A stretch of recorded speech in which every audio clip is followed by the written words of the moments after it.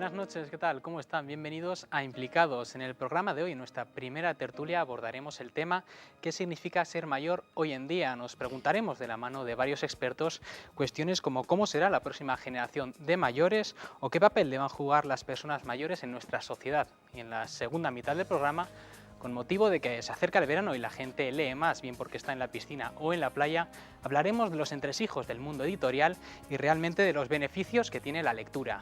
Les invito a quedarse con nosotros durante la siguiente hora. Comienza Implicados.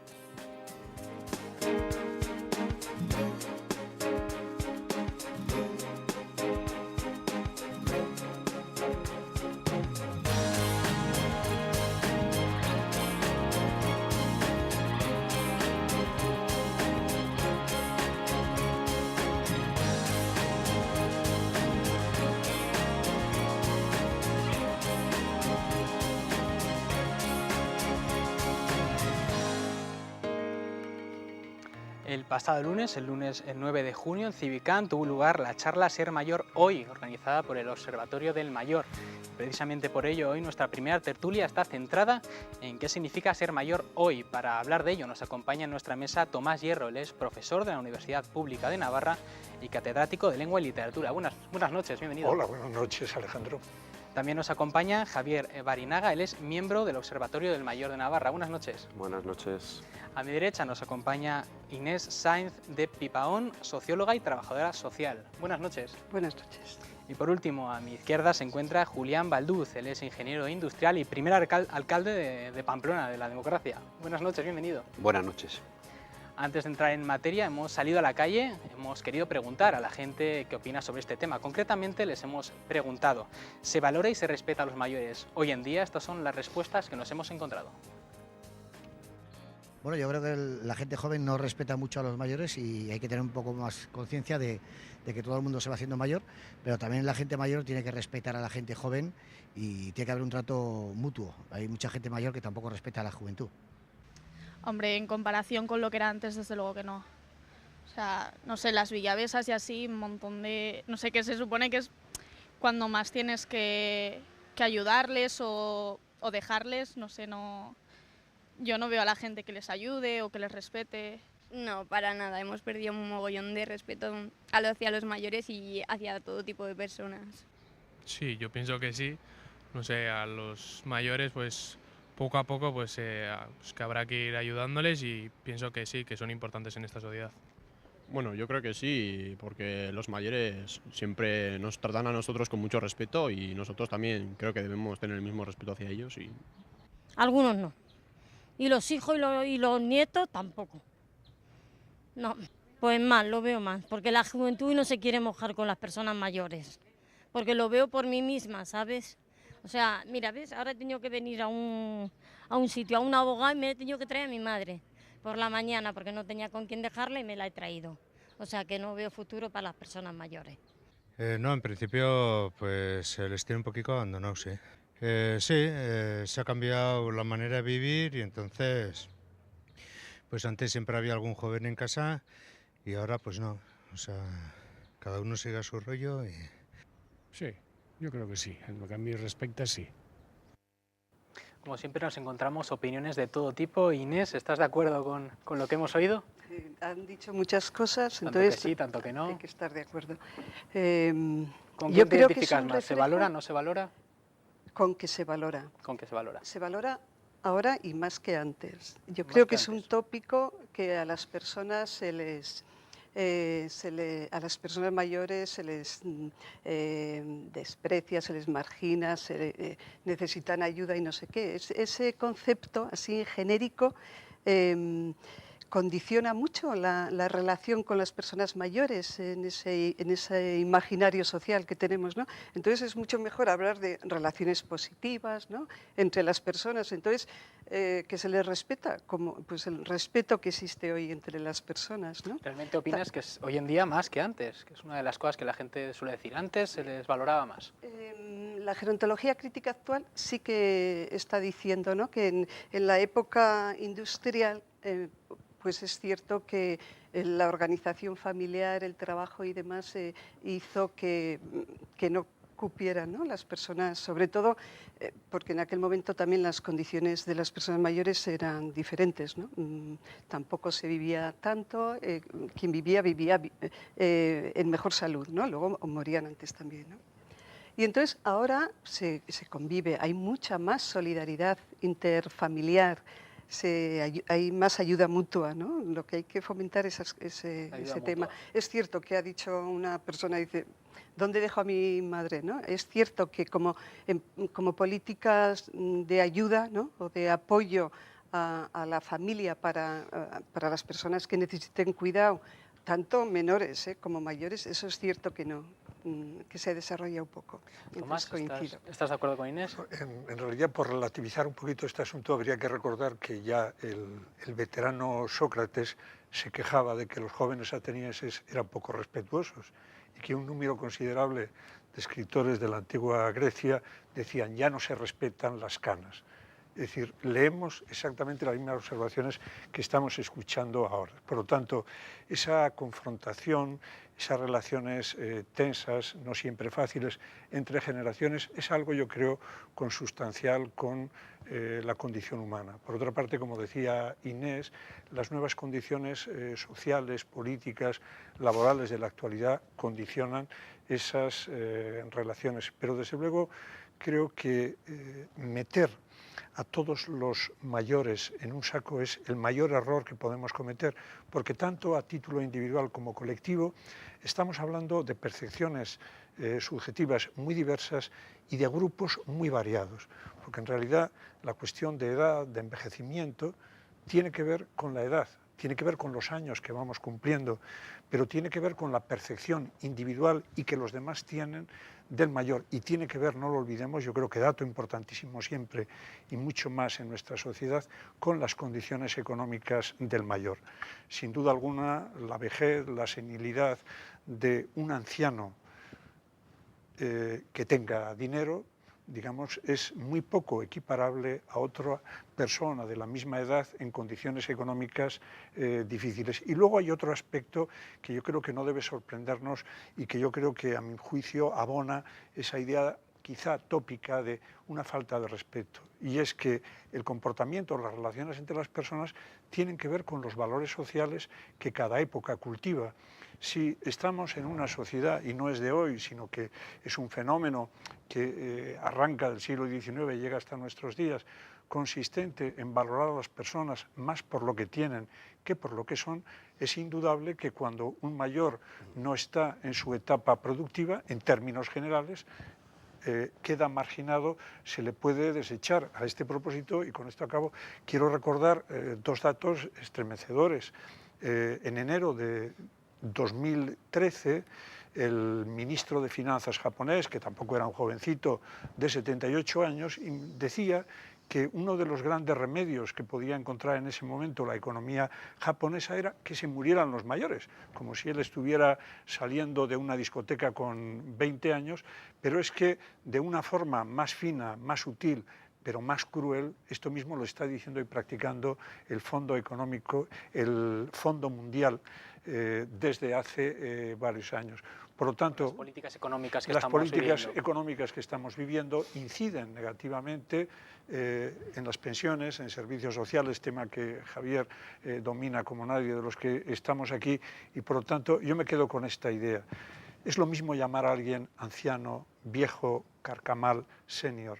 Creo que esa variedad de denominaciones revela ya la consideración que tenemos del anciano, y no puede ser lo mismo. Probablemente la mayoría de las 4 personas que estamos aquí, en torno a 60 años, un poquito más, con una salud aceptable. Porque la salud también tendrá, estamos centrándonos en tema económico, pero la salud también tendrá es un aspecto fundamental, es un aspecto fundamental. No es lo mismo las personas que estamos aquí, yo creo, con una salud aceptable, que una persona de 75 años que empieza a flojear, o un dependiente de 80 años. Al hilo de lo que estás hablando, de las políticas económicas, luego hablaremos también del papel de la salud, pero de las políticas económicas que también están afectando a los mayores. Hoy, en la entrevista que ha salido en La Vanguardia, el Papa Francisco, él hablaba de los mayores, centrando la pregunta era sobre la economía, y hablando de economía él decía, palabras textuales, se descarta a los ancianos porque ya no sirven, no producen, es clase pasiva. Al descartar a los jóvenes y a los ancianos, se descarta el futuro de un pueblo porque los jóvenes van a tirar con fuerza hacia adelante y porque los ancianos nos dan la sabiduría, tienen memoria de ese pueblo y deben pasarla a los jóvenes. Es quizá un poco exagerado llegar a hablar de descarte de ancianos, Julián. Hombre, yo creo que aquí se comete un error que yo creo que es, primero, segmentar a la población. O sea, yo creo que una persona es mayor relativamente, como ha dicho, son las percepciones tuyas y cómo te ve la sociedad. Pero, por ejemplo, esas entrevistas que habéis hecho al comienzo, o sea, una chica hablaba de las villavesas y que parece que no les ayudan. Claro, estamos hablando de una persona mayor dependiente. Eso no define a las personas mayores, define a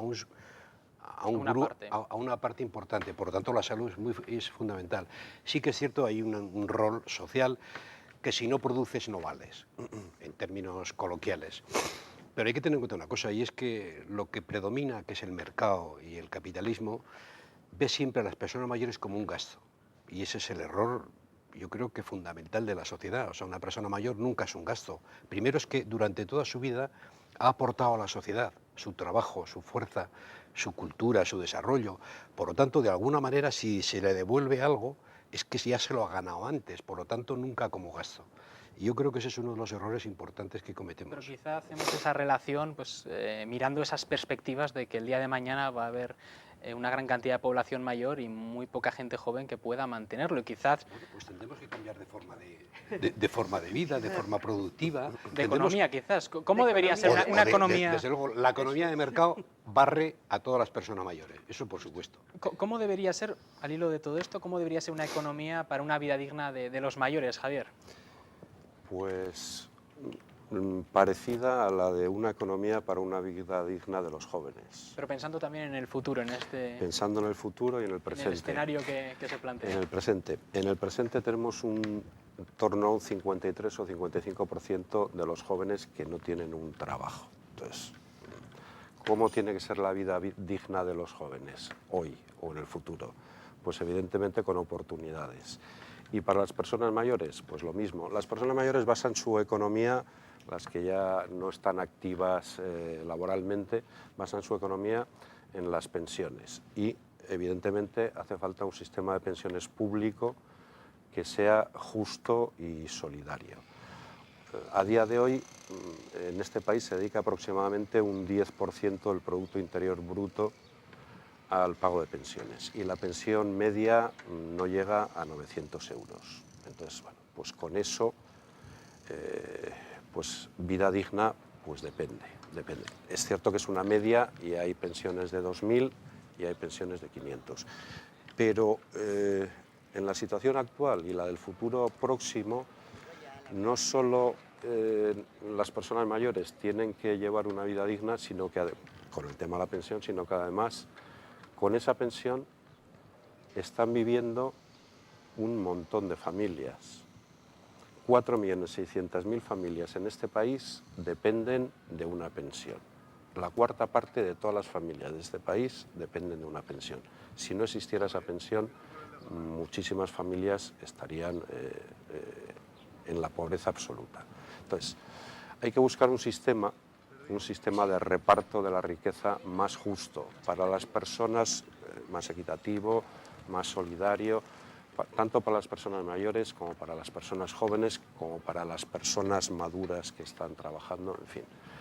Yo creo que es un tema de justicia social. De cara al futuro, ¿cómo veis la próxima generación de mayores? Estamos centrándonos mucho en la economía hoy en día, en cómo estamos viendo el presente, pero de cara al futuro, ¿cómo será la próxima generación de mayores, Tomás? Yo quiero creer que la situación económica mejorará porque al final el conjunto de la población tomará conciencia de que el sistema de cosas que estamos padeciendo hoy es prácticamente insoportable y que va a desalojar de la vida social, como decía muy bien Javier, no solamente a los adultos, está desalojando ya a los jóvenes. Por lo tanto, yo creo que teniendo en cuenta el positivo avance de la esperanza de vida de las personas, yo creo que va a cobrar fuerza, y no quiero ser adivino, lejos de mí aquí pontificar, pero en fin, por lo menos mis deseos más que mis perspectivas irían del lado de, primero, que las personas mayores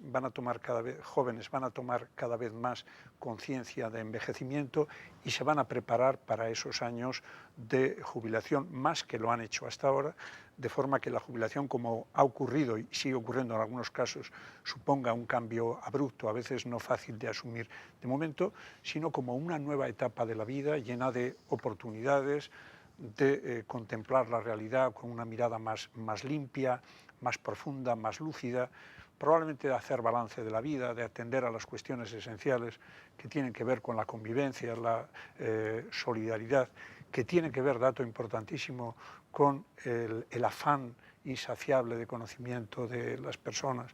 El ejemplo que en Navarra y en cualquier comunidad española y europea nos ofrecen las universidades para mayores, aulas de la experiencia, en el caso de Navarra, el aula de la experiencia de la universidad pública, los programas senior de la Universidad de Navarra, la UNED, la Universidad para Mayores Francisco Indurain, Ágora Universitaria, el Instituto... Es decir, creo que son realidades extraordinarias que unos alumnos de 60, 70 años sean capaces en la universidad de elaborar la revista que tengo en mis manos, experiencias con contenidos, con diseños juveniles, creo que da la verdadera dimensión de lo que estoy hablando. Y por acabar, hay una realidad en Navarra no demasiado conocida, que me parece ejemplar y cuya conducta sería bueno que se extendiera como una mancha de aceite.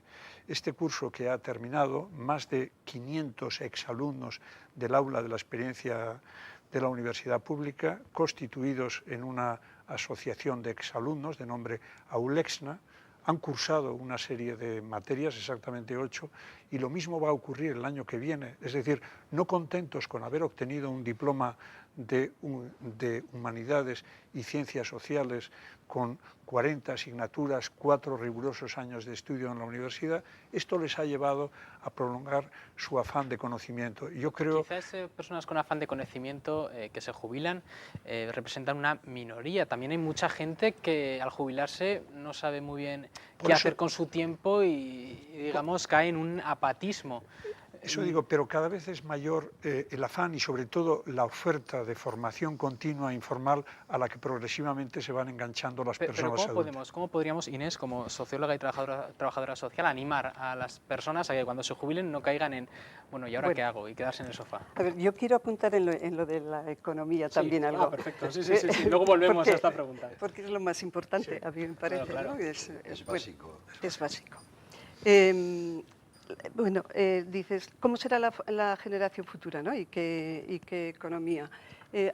A mí me parece que va a ser como la sociedad es, ¿no? Si es desigual, si hay desigualdades en este momento, ¿no? En la población adulta o en la población joven, de mayores, va a haber desigualdad, ¿no? Entonces, habrá pobreza, mucha pobreza, y habrá riqueza en algunos, ¿no? Acumulado. Pero también tenemos que fijarnos en los números, en que habrá más mayores que jóvenes, que es lo que antes he comentado. Sí, hay un grupo de economistas han diseñado el índice de justicia intergeneracional y, bueno, ellos plantean que los números son neutros, ¿no? Y como ha dicho al principio Julián, dice, depende de las políticas, ¿no? De las políticas que se hagan con esos números, ¿no? Y para esos números. Entonces, en ese índice valoran 4 dimensiones y una de ellas dice el sesgo que hay en gasto en un sector de población en otro, ¿no? Y eso es importante para preparar la jubilación, ¿no? Y la etapa de tercera edad. Entonces, y en este momento hay mucho sesgo entre lo que se invierte en personas mayores y lo que se invierte en menores, ¿no? Muchas veces estamos más atentos, comentabas, a confiar en esas políticas. Realmente nosotros podemos plantar cara al futuro, podemos concienciarnos y no tener que depender de que el político de turno tome las decisiones correctas. Ya. Pero sí que son decisiones de gobierno. Tenemos todos la imagen del estado de bienestar, que lo hemos conocido durante X años casi, ¿no? Se ha alcanzado el estado de bienestar y sabemos que los servicios públicos de calidad son buenos para todos, ¿no? Salud, educación, políticas dinámicas de empleo, etcétera. Entonces, eso ya sabemos que no depende del individuo, que es del sistema, ¿no? Esto. por ejemplo, la política de conciliación, vida familiar, vida laboral, ¿no? En este momento se está cometiendo una injusticia tremenda con las mujeres, ¿no? Que toda la carga de los cuidados, la mayoría de la carga de los cuidados de menores y de mayores, bueno, de mayores, de personas dependientes, están en manos de ellas, ¿no? De las mujeres. Limitando su posibilidad de desarrollo, preparar mejor. ¿Podríamos ¿no? llegar Futuro. a un futuro, a digamos, un mapa futuro como en Estados Unidos, que mucha gente mayor tenga que seguir trabajando, que buscar otros trabajos, tanto para poder sostener a su familia como a ellos mismos, Julián? Pues probablemente sí, porque además, y eso no es una crítica, yo creo que es bueno que la persona esté activa, si puede estar activa. Por lo tanto, incluso aunque tenga recursos económicos. O sea, aquí lo vemos como, míralos, tienen que seguir trabajando. Pero también va cambiando eso en España. O sea, el problema es Inés hablaba de conciliación. Tal como está el sistema tan rígido de trabajo en nuestro país, es muy difícil que una persona pueda colaborar. Por ejemplo, pasa al extranjero y es frecuente que jubilados sin contraprestación económica estén ayudando en un museo, en una sala de cultura. O sea, eso aquí en España es imposible, porque los sindicatos lo primero que te dirían probablemente es que estás evitando un puesto de trabajo, aunque no haya contraprestación económica con la persona jubilada. Por lo tanto, que veamos en el horizonte, ojalá estuviera ya ese horizonte aquí en España, de que la persona mayor, tenga la edad que tenga y tenga los recursos económicos, pueda seguir activo en lo que él decida y cómo decida. Otra cosa es cuando esa persona ya no es autónoma, ya tiene una cierta discapacidad, la que sea.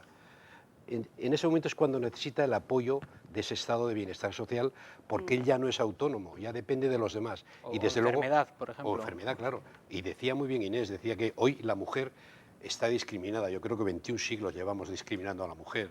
O sea, no es hoy. Todavía hay unas desigualdades tremendas con la mujer. La mujer es la que lleva el tema familiar, todo el tema de cuidados a niños, a mayores. Depende de la mujer. El hombre también tendrá que incorporarse a esos cuidados. Un cambio social en general. Pero que ya no es de las personas mayores, es de la sociedad. De todos, de la sociedad social. Y luego, perdón, lo que preguntabas antes de qué hacer o qué planteamientos, ¿no? El día pasado en la mesa salía desarrollar lo que se llama el ocio productivo, el ocio con dignidad, ¿no? Aprender en esa etapa que era en lo que hablabas, Tomás, y toda la participación social, ¿no? que se puede desarrollar. También para evitar caer en el apatismo, en la apatía de jubilarte y no lo que comentábamos antes. Aunque en este momento, o sea, las personas jubiladas están en la calle, o sea, en grupos de voluntariado, en la plaza abierta. O sea, que remarcar esa importancia de no quedarse, digamos, ahora qué hago, sino moverse. El problema significativo. Perdón, Javier. Perdón. El problema es cuando una persona de edad ya avanzada tiene obligatoriamente que seguir trabajando porque si no, no puede subsistir. Exacto, no puede salir adelante. Entonces, eso es un drama. Lo que comentaba Julián, dice, bueno, los sindicatos y demás seguramente se opondrían a que personas mayores estén trabajando en un museo, aunque sea de forma no remunerada. Con un 26% de paro, pues es bastante previsible, ¿no? Entonces, en una situación de pleno empleo, pues todas estas cuestiones pues serían mucho más fáciles de asumir. Y en una situación de mejor reparto de la riqueza, pues también la gente podría elegir, podría optar, quiero seguir trabajando o quiero estar jubilado. No, que no se tenga que seguir trabajando por necesidad. Y luego hay muchos tipos de trabajo, ¿no? Un trabajo de tipo intelectual o de tipo no tiene nada que ver con un trabajo manual de malas condiciones, etcétera, etcétera. De hecho, el tema de la esperanza de vida que ha citado así por encima Tomás, hay estudios que indican que hay una diferencia muy importante de esperanza de vida dependiendo de la clase social.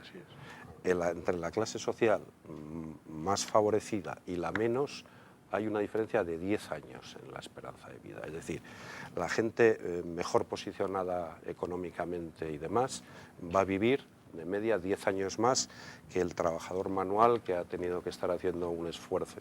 Entonces, hay que valorar un poco todas estas cosas. Y un detallito ya dejo paso también. El tema de la esperanza de vida. A mí me sorprendió hace unos días ver que la esperanza de vida, que hasta ahora se iba incrementando año tras año, ya en el año 2012 se ha estabilizado, ya no va mejorando, consecuencia también de la crisis económica, del tema de los servicios públicos, de la atención sanitaria, etcétera, etcétera. Tomás. Por completar un poquito la intervención de Javier, a propósito de la condición tan distinta en esperanza de edad y situación personal, según situación económica y profesional, yo creo que esto no se ha meditado suficientemente por parte de las administraciones públicas, pensando en edades de jubilación, en situaciones de trabajo más flexible. Estabas hablando de trabajo intelectual.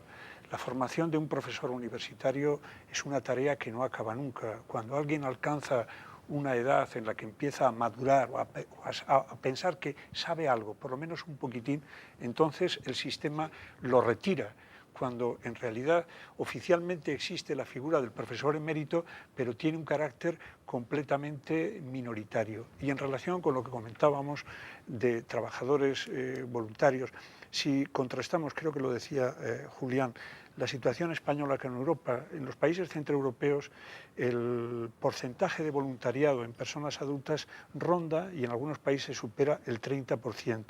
En España llega escasamente al 10%. Tiene que ver con los valores, tiene que ver con una cultura de colaboración y también por contrastar la situación europea con española, creo que se da un fenómeno social que condiciona en buena medida algunos de los elementos que estamos comentando ahora acerca del mayor. Y es, en Europa, la edad de emancipación de los jóvenes respecto a la familia, por cultura y también, por qué no decirlo, por una situación económica en general más favorable que en nuestro país, es más temprana.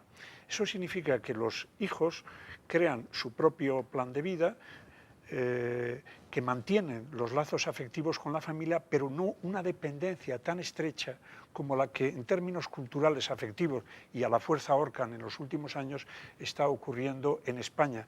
Con lo cual se produce la paradoja, el mundo al revés, de que la generación que cuidó a sus padres ahora tiene que cuidar a los padres y a los nietos. Y por eso es muy interesante escuchar las opiniones de los jóvenes, es decir, yo tengo que cuidar a mis padres o mis padres tienen que cuidar con ellos. Nos encontraríamos a veces con respuestas verdaderamente sorprendentes de adolescentes de más de 20 años que dicen, no, mis papás tienen una obligación conmigo. Hombre, tu papá te tendrá que ayudar, te tendrá que crear las condiciones favorables, pero a lo mejor te estás haciendo un vago en la familia y no tienes la iniciativa. Espero que esto no se interprete, digamos, como un ataque de ganduleo, y menos en el contexto económico que vivimos. No, pero en todo caso, digamos que a veces tendemos a los extremos, es decir, me apalanco en un cobijo familiar o rompo alas por completo. Como digo, creo que en este caso la situación de España y en general de los países del Mediterráneo, por contraste con los centroeuropeos y noreuropeos, es bastante considerable. Y puede ser también causa de un modelo de educación y también lo que comentabas al principio, no saber valorar muchas veces la sabiduría que nos pueden proporcionar los mayores. ¿Realmente los jóvenes hoy en día, cómo lo veis, Julián, valoran realmente la sabiduría de los mayores? ¿Saben valorar esa faceta? O como comentaba Tomás, muchas veces en cuanto ven que esa persona está en una edad que tiene mucho conocimiento, se la aparta. Para ir finalizando ya. Hombre, como siempre es difícil generalizar sobre estos temas, ¿no? Pero a mí me parece que en este momento la sociedad en general y los jóvenes que son parte de esa sociedad, no hay una gran valoración de la experiencia o de la madurez de las personas mayores, en general. Dicho esto, hay casos singulares, ¿no?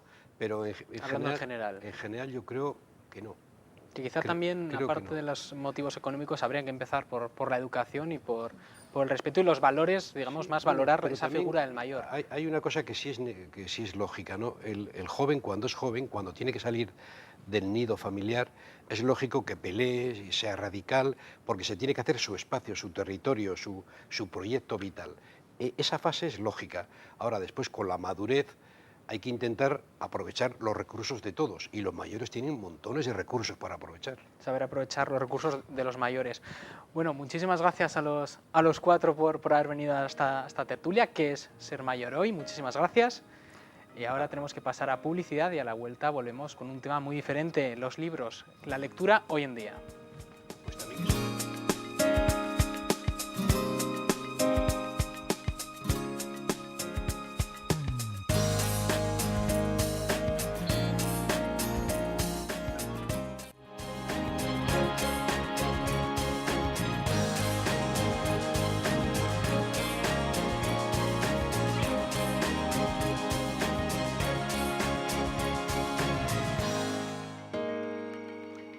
regresamos y ahora que se acerca el verano mucha gente empieza a comprar más libros, también de cara a leerlos en la playa, en la piscina, a que tienen más tiempo para leer. Vamos a hablar ahora de lectura, de libros. Para esta tertulia nos acompaña Gabriel Insausti, él es escritor, poeta y profesor de literatura de la Universidad de Navarra. Buenas noches, bienvenido. Buenas noches. Gabriel es autor, entre otros, del diario Cámara Oscura, también es autor de la novela El hombre inaudible y también es autor de los poemas, del libro de poemas Destiempo, entre otras obras, como por ejemplo Noche a Noche, Vísperas del Silencio, Tras las huellas de Houston. Además es ganador del premio de poesía Manuel Alcántara del año 2013, el año pasado, con su obra Cifras, casi nada.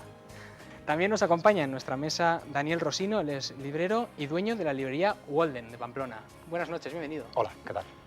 Y por último nos acompaña un editor, Serafín Serosiain, él es editor de la editorial Laetoli, una editorial que hace hincapié en la divulgación científica, el pensamiento crítico y la reivindicación de la ilustración entre sus libros, el Fracking Vaya Timo, de la colección Vaya Timo. Buenas noches, Serafín. Hola, ¿qué tal? Antes de comenzar, para ir abriendo boca, hemos salido a la calle, hemos preguntado a la gente si tiene costumbre de leer. Estas son las respuestas que nos hemos encontrado. Leo muy poco y sobre todo leo cosas sobre el trabajo, es un defecto profesional, para disfrutar un poco y evadirme del trabajo. Coctelería, todo lo que se relaciona con la hostelería, que es pues, uno de los vicios y del trabajo que tenemos. Yo pues mira, no tenía, y lo estaba hablando antes con ella, que yo no leía más que nada por estudiar y así, porque bueno, se suponía que me quitaba tiempo, pero y ahora que tengo tiempo libre sí que estoy leyendo un montón. Y con el sol y todo eso sí, apetece mucho más. ¿Qué tipos de libros lees? Novelas, de misterio, sí.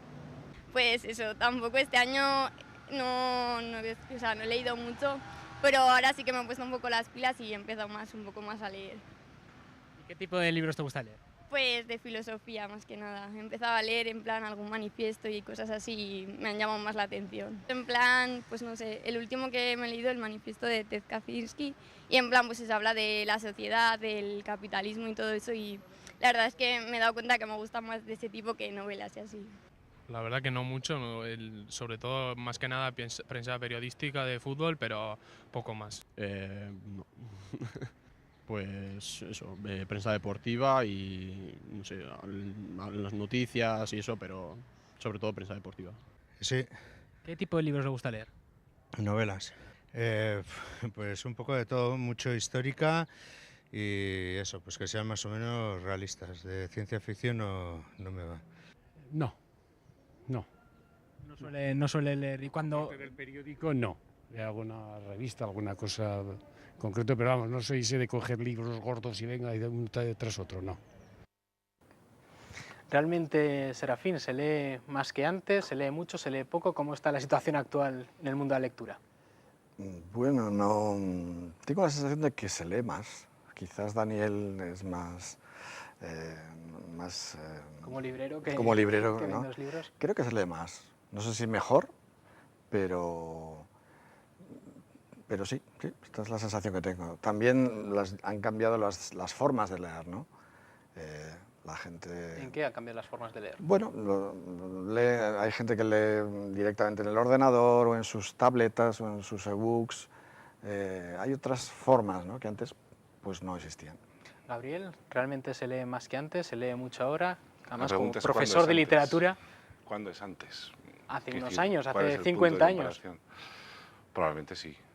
Y desde luego más que hace 100 años, sin ninguna duda. ¿Y es la culpa de la televisión, que muchas veces se achaca, o es una Bueno, hay muchos factores que ayudan a que sea posible al menos la lectura, la alfabetización y la educación. Si con el punto de vista de comparación lo trasladamos a hace un siglo, sin ninguna duda. Factores que dificultan o impiden la difusión de la lectura, desde luego todo aquello que ocupa mucho tiempo con muy poca exigencia. Por ejemplo, la televisión, que es muy pasivo, te echas en el sofá para poder ser con algo de comer o de beber, estiras los pies y evidentemente eso exige menos trabajo que construir el significado de un texto, que eso es leer, ¿no? Sí. Pero viva la libertad, quiero decir, yo tampoco voy a salir con el trabuco del abuelo a la calle a empujarle a nadie a que lea.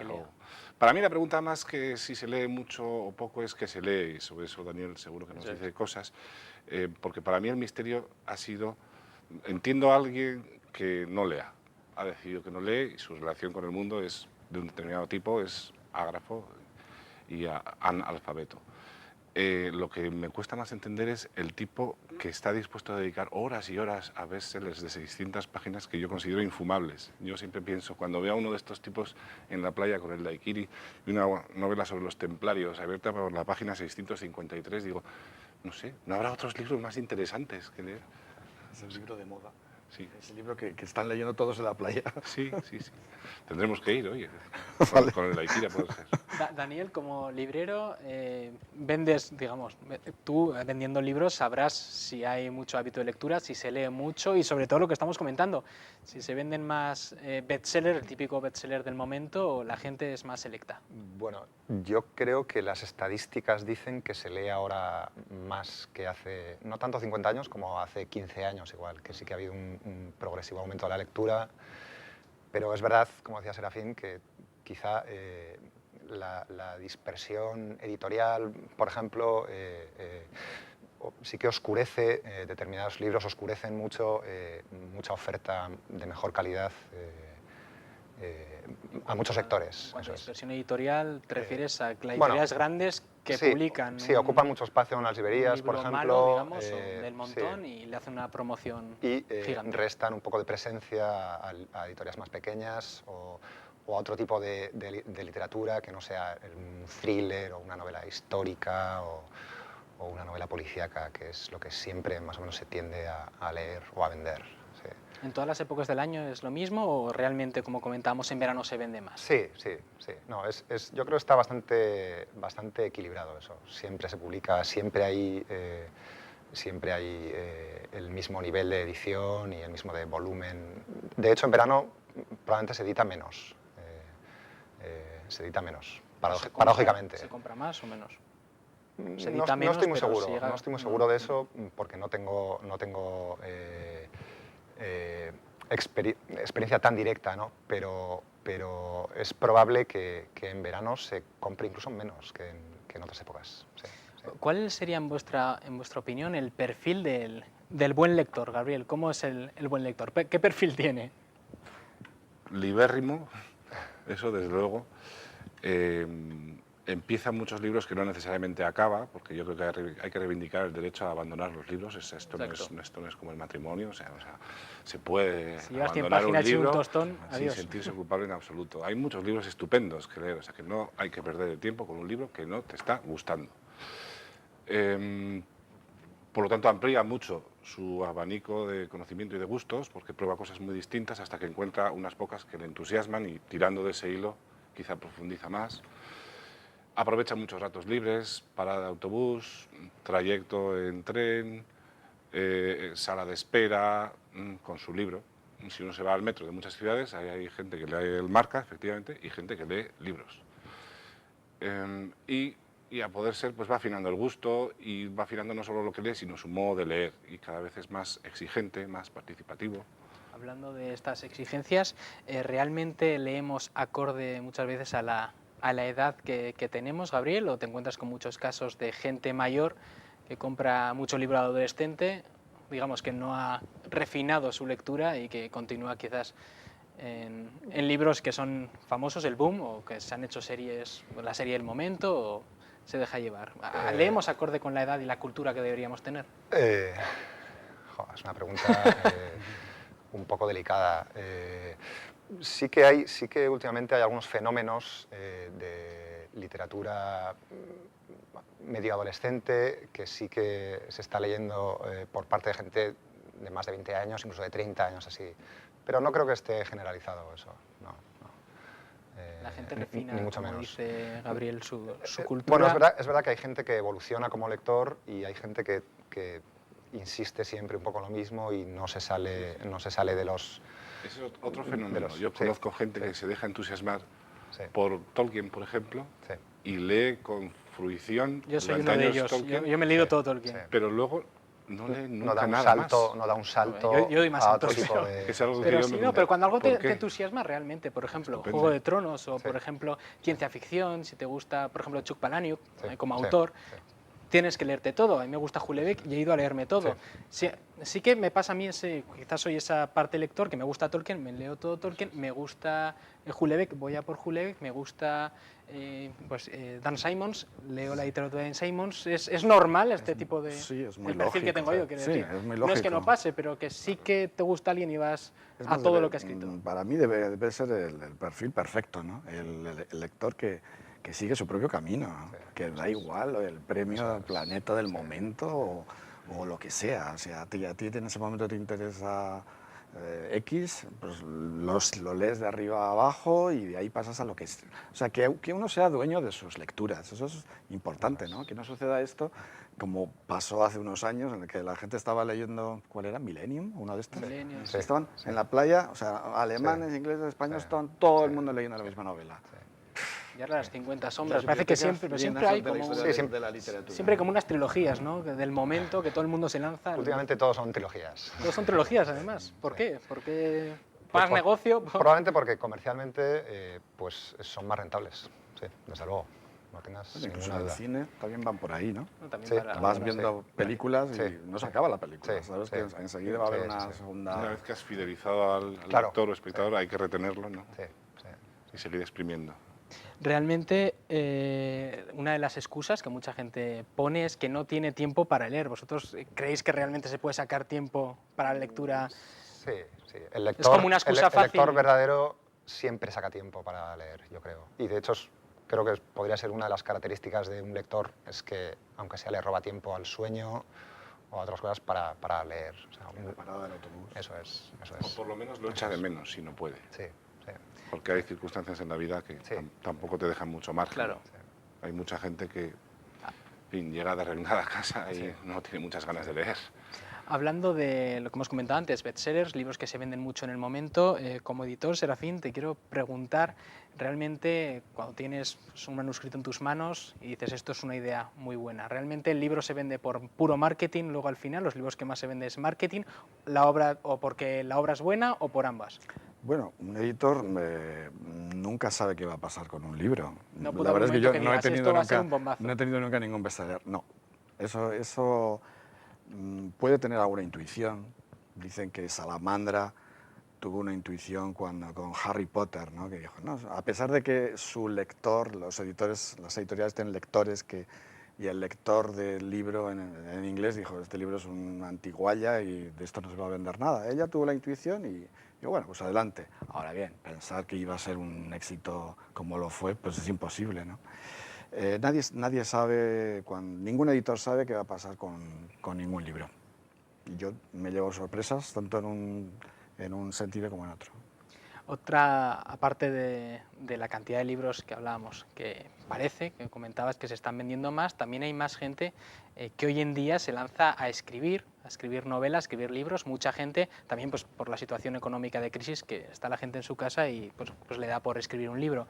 Como escritor, Gabriel, ¿qué consejos darías a algún joven que ahora mismo tiene ya, se ha puesto a escribir su primer libro o su segundo? Pero bueno, todavía es novel. ¿Qué consejo darías a un joven escritor? Bueno, para como empezar, yo no ya sé veterano. si soy escritor. Bueno, poeta, escritor. En el sentido de que yo soy profesor y escribo, pero quiero decir, no me gano la vida con lo que escribo, ni quiero. Yo prefiero la libertad de poder escribir lo que me dé la gana, que pasar por todos los peajes que implica vivir de la escritura. Pues es muy difícil. Primero, que tenga claro qué tipo de escritor quiere ser. Yo acabo de definir el tipo de escritor que soy o no soy. En segundo lugar, quizá que solo escriba si realmente es inevitable. Es decir, si hay cosas que le gustan más o en las que cree que es más provechoso emplear su tiempo, que no escriba, porque la vida le pondrá muchos y sucesivos obstáculos. Entonces, si ya desde lejos ve que aquello no le va a entusiasmar, que no se empeñe. Y si realmente es inevitable, o sea, esto es como una ictericia que le ha entrado y no puede dejar de rascarse, pues entonces que vaya hasta el fondo, y entonces que lea mucho. Leer mucho. Que vaya viendo modelos válidos pues si es un escritor de narrativa, que vaya viendo cuál es el lenguaje vigente hoy en día, que cuentos, que novelas se escriben, que estén diciendo cosas con un lenguaje que llega al lector de hoy, y luego con una mirada siempre de soslayo a algunos clásicos. Yo tengo una definición de clásico que clásico es un libro que tienen en mucha estima miles de personas que no lo han leído. Eso está muy bien para el lector, pero un escritor sí que tiene que leerlos. Yo qué sé, Robinson Crusoe, Quijote, etc. O sea, jugar un poco... Libros obligatorios para un escritor, sí, podríamos un cierto hablar. conocimiento de los clásicos y luego zambullirse en los modelos actuales y luego mirarse a sí mismo y ver, bueno, ¿yo qué es lo que quiero contar? ¿Yo qué llevo dentro? ¿A mí qué me importa? Y buscar el lenguaje adecuado para hacerlo. En tu caso, Gabriel, ¿por qué te lanzaste a escribir tu primer libro? ¿Cuál fue tu primer libro y por qué te lanzaste a ello? Bueno, ¿Con qué edad también? Interesante. Durante pues 21 años, 20 en realidad, pero se publicó con 21. Yo durante mucho tiempo lo único que he escrito, mucha crítica, mucha traducción y tal, pero de creación era pues, solo ensayo literario y poesía. O sea, publicar narrativa y tal me lanzaba en los últimos años. Pues como todo en la vida, cómo aprendemos el lenguaje o cómo aprendemos a andar, por imitación. De repente alguien puso en mis manos un par de libros, de poemas en este caso, y aquello me pareció fantástico. No voy a utilizar otro adjetivo por si esto se emite en horario infantil. No. Y dije, oye, a ver si el lenguaje es algo tan inmediato, tan accesible, es de todos, voy a jugar con esto, a ver si yo también Te picó soy el capaz. gusanillo y quisiste probar. Claro, y jugando, pues como todo, ¿no? También otra de las fases que luego pasa el escritor es la de la edición. ¿Qué consejos darías como editor a un escritor joven a la hora de ponerse ya a buscar? Tiene el libro y se pone a buscar editorial. ¿Qué consejos le darías para que no caiga, digamos, en editoriales quizá engañosas? Sí, bueno, le aconsejaría que mandara su libro, su manuscrito a editoriales que le gustan. Y de editoriales... Que conoce ya de tener en casa, sí, quizás. Exactamente, sí. Lógicamente, algunas de ellas pues recibirán quizás al día 20 o 30 manuscritos. Sus posibilidades de sacar el libro adelante serán pocas, pero que no mande el libro, como ahora es muy fácil por internet, a una lista de 50 editores, así como, hola, les envío mi libro, ¿no? Porque será muy raro que alguien le haga caso, ¿no? Sería quizá más efectivo mandarlo por correo, en persona. Bueno, correo puede ser por email, pero en primer lugar a editoriales que él sepa o imagine que el libro les puede interesar. O sea, la Etoli desde hace tiempo no publicaba literatura, ¿no? Había una colección de literatura, Maestros del siglo XX, muy minoritaria, muy exigente, no se vendía nada y se cerró. Y sin embargo todavía sigue gente mandando novelas. Digo, bueno, pues en primer lugar, ¿cómo me mandas novelas si ahora no publicamos novelas? Conocer lo que está haciendo la Y editorial. luego además solo estaba la colección Maestros del siglo XX, o sea, ni eres maestro porque estás empezando, ni siquiera eres del siglo XX, ¿no? Entonces, son los ¿quieres ser un maestro del mensajes siglo XXI? ¿Quién sabe? Bueno, pues y otra colección. Entonces, es que ni haces caso, ¿no? O sea, pasas olímpicamente, ¿no? Para ir finalizando... Otra cosa es todo lo contrario, es decir, un libro como este del fracking que está ahí, pues llegó el manuscrito y me pareció perfecto para la colección. Es una colección Vaya Timo. Sí, la colección Vaya Timo, que le dirige Javier Armentia. Entonces, no solamente me fui dando cuenta que él sabía muy bien a dónde lo mandaba, sino que incluso ya había hecho reseñas de libros anteriores, con lo cual ya sabía. Prácticamente él sí estaba dado por adelantado. Para ir finalizando, Daniel, ¿qué libros recomendarías para este verano? Aquellos que nos pueden estar viendo. Pues, veo que has traído varios. He traído los que tenéis en la librería. Un par de novelas, una de un italiano, Un altar para la madre, donde reconstruye un poco un episodio... Mostraros un poco a cámara para que se vea de la vida de todos, que es la muerte de la madre, editado por Minúscula, ¿no? Es una reconstrucción muy emotiva, muy sentida, sencilla, y reconstruye un poco la vida de la madre recién muerta, ¿no? Y luego otra novela, una novela de amor imperfecto, que es Melisande, que son los sueños, de la editorial Libros del Asteroide, ¿vale? Un recorrido también por la vida de una pareja a lo largo de los años cómo van forjando su amor y cómo la vida va deshaciéndolo poco a poco, ¿no? Sí. Y el siguiente, El laberinto junto al mar. El laberinto junto al mar es un ensayo sobre el Mediterráneo, más o menos. Son una serie de escenas mediterráneas de cultura, paisaje, arte y una especie de acercamiento al sur, ¿no? Desde el punto de vista de un poeta polaco. Sí, un libro delicioso también. Vosotros, Serafín, ¿qué libro recomendarías ya para finalizar rápidamente a nuestros Tiene que ser telespectadores? la de Tolí. ¿De donde tú quieras? ¿De la de Tolí o...? Bueno, el que no quiera leer el Ferkin Bayatimo. Hace poco vi un programa de televisión y no recuerdo quién era quien estaba presentando, y decía, en la vida podemos leer estos libros, no muchos más. Y decía, desde allí hasta aquí. Y yo realmente me quedé un poco conmocionado, ¿no? Es decir, porque, como dice, ni dedicando 4 horas diarias, que es una barbaridad, se puede leer más que esto, ¿no? Entonces creo que hay que elegir mucho los libros, ¿no? Y luego además, si volvemos a la literatura, la historia de la literatura... Acortando un libro. Tristram Shandy de Lawrence Sterne. Vale, ok. Sterne. Perfecto, Gabriel. Yo no solo recomiendo, sino que he traído Ser sin sitio, de Álvaro García. Está en la colección Vandalia de la Fundación Manuel Lara, Sevilla. Álvaro García es un gran poeta malagueño. Estuvo en Pamplona hablando en el Palacio de Condestable hace un mes. Fue premio Loewe hace un par de años. Esa es tu recomendación, perfecto. Pues muchísimas gracias a los tres por haber venido. Recomendamos también la visita al Café Librería Walden en Paulino Caballero 31 Pamplona, la cafetería librería de Daniel Rosino.